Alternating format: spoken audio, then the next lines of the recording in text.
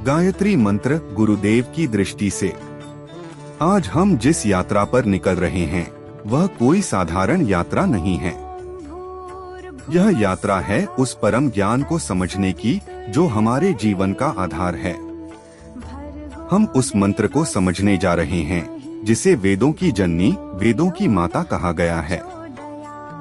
यह वह शक्ति है जो हमारे ऋषियों मनीषियों ने युगों युगों से अपने भीतर धारण की है। आज मैं आप सभी गायत्री परिवार के सदस्यों के साथ इस दिव्य मंत्र के एक एक शब्द को खोलना चाहता हूँ।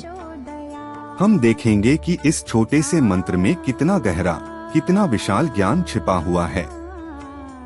यह सिर्फ एक श्लोक नहीं बल्कि हमारे अस्तित्व के हर पहलू को रोशन करने वाला प्रकाश है। क्यों है यह वेदों की माता? क्या आप जानते हैं कि गायत्री मंत्र को वेदों की जननी क्यों कहा जाता है? क्योंकि जिस तरह एक माँ अपने बच्चों को जन्म देती है, उसी तरह इस एक मंत्र ने चारों वेदों के संपूर्ण ज्ञान को जन्म दिया है। वेदों का पूरा सार, उनका निचोड़ इस एक मंत्र में समाया हुआ है। यह मंत्र उस विशाल ज्ञान रूपी खजाने की मास्टर कुंजी है। मंत्र की संरचना और उसका अर्थ। अब हम इस मंत्र के शब्दों की गहराइयों में उतरते हैं, ठीक वैसे ही जैसे एक गोताखोर समुद्र की गहराई में जाकर मोती खोजता है।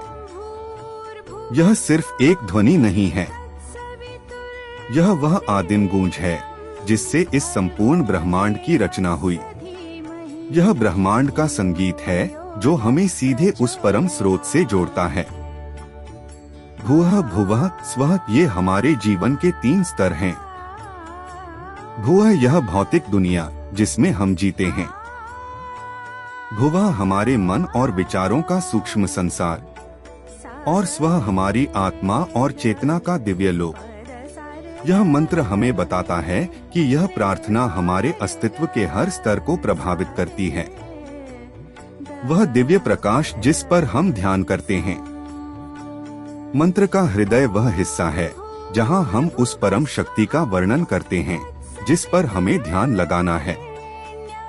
तत् इसका अर्थ है वह। हम उस शक्ति की बात कर रहे हैं जो इतनी विशाल, इतनी अनंत है कि उसे किसी एक नाम से बांधा नहीं जा सकता। कोई भी नाम उसकी महिमा को पूरी तरह से व्यक्त नहीं कर सकता।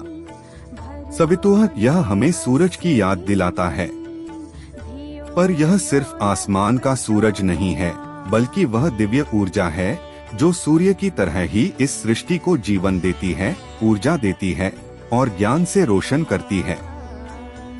वरेण्य इसका अर्थ है सबसे श्रेष्ठ या चुनने योग्य।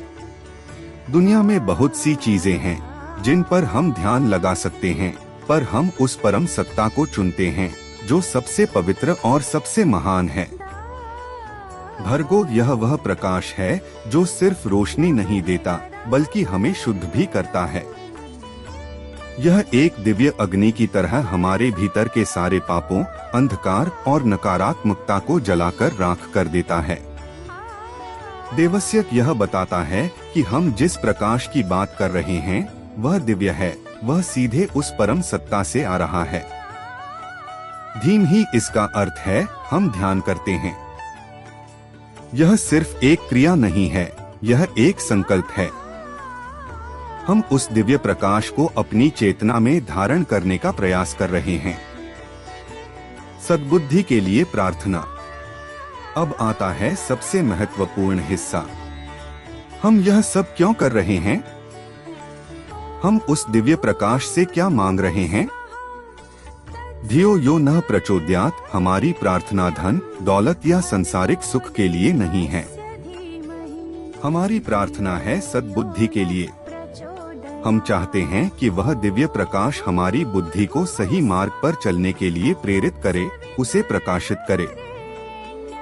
सद्बुद्धि का अर्थ है वह समझ जो हमें सही और गलत में फर्क करना सिखाती है।